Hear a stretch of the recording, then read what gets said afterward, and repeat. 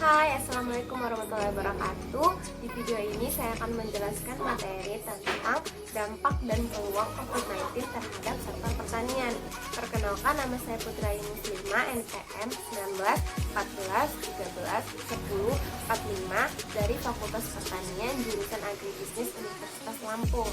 Video ini merupakan tugas pengganti UAS mata kuliah pengantar ilmu pertanian yang dosen pengampunya Ibu Dr. Maya Rianti, SPMSI. COVID-19 merupakan singkatan dari Coronavirus 19. Angka 19 menunjukkan pertama kalinya virus ini muncul, yaitu pada tahun 2019. Apa sih sebenarnya virus corona itu?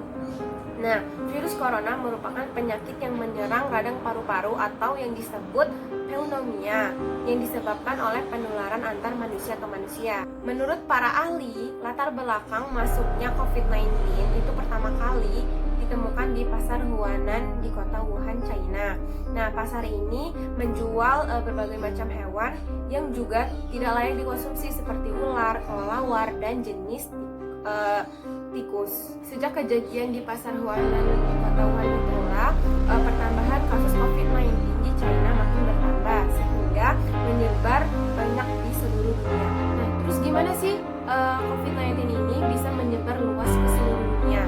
Nah, kasus COVID-19 pertama di luar Cina yaitu terjadi di Thailand pada tanggal 13 Januari 2020. Masih di benua Asia, pada tanggal 29 Januari 2020 COVID-19 mencapai Timur Tengah. Untuk pertama kalinya saat jumlah kasus COVID-19 bertambah dan menyebar ke lebih banyak negara. Lalu, Perancis menjadi negara pertama di benua Eropa yang mengonfirmasi 3 kasus COVID-19 tanggal 25 Januari 2020. Lalu, gimana COVID-19 dapat masuk ke Indonesia?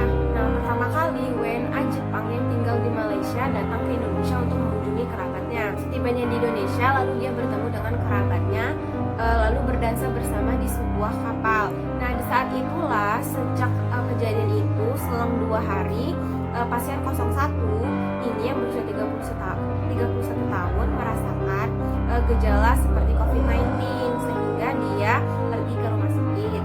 Tetapi sayangnya dia diperbolehkan pulang oleh pihak rumah sakit. Sampai dengan tanggal 26 Februari 2020, pasien 01 ini tetap merasakan gejala seperti COVID-19 dan benar bahwa dia terinfeksi virus corona. Lalu pada tanggal 11 Maret 2020 untuk pertama kalinya warga negara Indonesia meninggal akibat COVID-19. Kasus COVID-19 di Indonesia pada tanggal 13 Juni 2020 sebanyak 37.420 yang positif dan 13.776 pasien dinyatakan sembuh. Dampak COVID-19 di bidang perekonomian seperti di industri garmen yang memberlakukan sistem pengurangan kepadatan karyawan dengan cara 2 pekan kerja dan 2 pekan libur guna mengurangi penyebaran virus corona.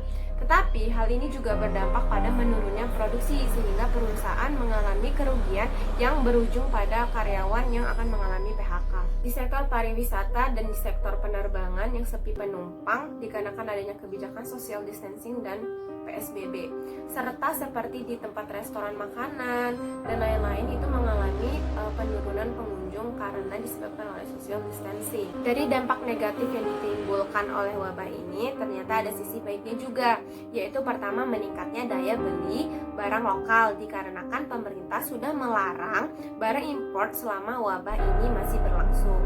Dampak dari COVID-19 juga terasa di bidang pendidikan, khususnya pada mahasiswa dan pelajar. Saat ini diberlakukannya pembelajaran secara daring, terhitung sejak pertengahan bulan Maret.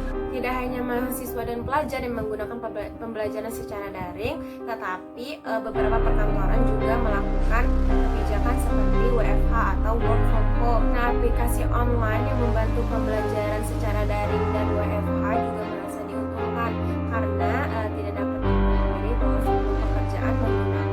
media dari aplikasi online tersebut.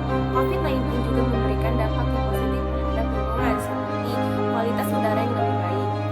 Nantinya sebagian besar kegiatan industri mengurangi tingkat polusi udara. Dengan bersandarnya kapal pesiar untuk sementara waktu, lautan juga mengalami penurunan polusi udara sehingga menurunnya tingkat stres makhluk laut seperti ikan paus dan membuat migrasi yang lebih tenang. Sayangnya efek terburuk terhadap lingkungan dengan adanya pandemi COVID-19 ini yaitu bertambahnya penggunaan sampah plastik Sebagai contoh seperti rumah sakit yang saat ini menggunakan sarung tangan sekali pakai.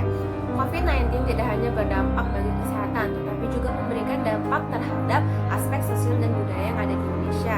Budayanya masyarakat Indonesia itu kan terkenal dengan ramah tamah yang senyum, saling sapa, dan berjabat tangan saat bertemu. Tetapi dengan adanya COVID-19, semua itu menjadi terhalang karena kita harus menjaga jarak antar manusia. Belum juga dengan kebijakan yang kita harus wajib menggunakan masker, sehingga senyum sapa itu menjadi terhalang. Nah, belum lagi kan kebiasaan masyarakat Indonesia yang suka berkumpul seperti gotong royong, saling membantu, beribadah bersama, arisan, atau sekedar berkumpul bersama dengan teman-teman menjadi terhalang. Lalu bagaimana dampak dan peluang COVID-19 terhadap sektor pertanian? Nah, sektor pertanian harus menjadi kebutuhan prioritas dalam menghadapi pandemi COVID-19 ini. Nah, penyebaran COVID-19 sangat berbahaya dan berdampak luas ke berbagai sektor. Salah satu imbasnya adalah terganggunya produksi pertanian di seluruh daerah di Indonesia. Setidaknya ada 6 dampak yang mempengaruhi sektor pertanian. Yang pertama yaitu harga pasar dan pertanian. Ketika melihat meningkatnya tingkat kepedulian untuk menjaga jarak sosial, menghindari keramaian, konsumen akan membuat pilihan sulit untuk tentang makanan, makan jauh dari rumah, dan tidak normalnya pengeluaran.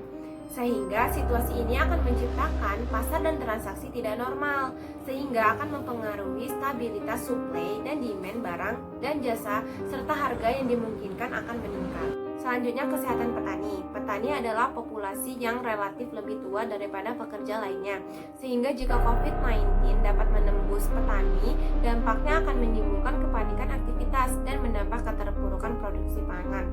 Bayangkan saja apabila COVID-19 telah menembus kesehatannya para petani, maka produksi pangan yang dilakukan oleh petani maka akan menurun dan mempengaruhi kelangsungan hidup manusia. Apabila penyebaran virus COVID-19 berdampak ke sejumlah sektor usaha di tanah air, justru sektor pertanian menjadi pengaman dan memiliki peluang dalam menghadapi COVID-19 saat ini. Sektor pertanian memiliki nilai ekonomi yang dapat membuat Indonesia bertahan dari ancaman krisis global yang disebabkan oleh wabah corona saat ini. Alasannya karena sektor pertanian selalu berhubungan dengan kebutuhan sehari-hari dan juga proses pembuatannya tidak terlalu lama, waktu tanamnya hanya sekitar kurang lebih 3 bulan. Nah, kondisi saat ini digunakan untuk momentum sebagai meningkatkan produksi dari buah-buahan dan sayuran, juga tanaman perkebunan untuk mengurangi laju impor. Tapi di sisi lain, distribusi hasil pertanian juga terganggu oleh adanya kebijakan PSBB atau pembatasan sosial berskala besar. Juga lesunya permintaan akibat pandemi COVID-19 ini dan menurunnya harga produk pertanian di masa panen raya. Nah, dengan adanya kendala seperti ini, ujung-ujungnya yang merasa dirugikan adalah pihak petani. Sebagai gambarannya, dengan adanya kebijakan PSBB ini mengakibatkan permintaan dari ayam potong itu menurun sebanyak 30% karena banyaknya rumah makan, tempat makan cepat saji yang bahan bakunya berasal dari ayam itu sebagian ditutup karena kebijakan PSBB ini, sehingga petani di peternakan merasa dirugikan dengan adanya PSBB ini. Dengan adanya pandemi COVID-19 yang tengah terjadi di Indonesia saat ini memberikan dampak negatif dan dampak positif terhadap seluruh masyarakat Indonesia. Hal ini tentunya dapat kita hentikan apabila kita sebagai masyarakat patuh dan taat terhadap peraturan dan kebijakan pemerintah, serta pemerintah melakukan kebijakan dan segala upaya yang maksimal untuk bersama-sama memberantas COVID-19 yang tengah terjadi saat ini. Nah, itu saja informasi yang dapat saya berikan. Semoga bermanfaat, dan untuk seluruh teman-teman diharapkan untuk menjaga kesehatannya masing-masing. Terus ikutin aturan pemerintah, di rumah aja, stay at home, stay safe, dan untuk bumi kita semoga cepat sembuh dan COVID-19 ini semoga cepat berlalu. Wassalamualaikum warahmatullahi wabarakatuh.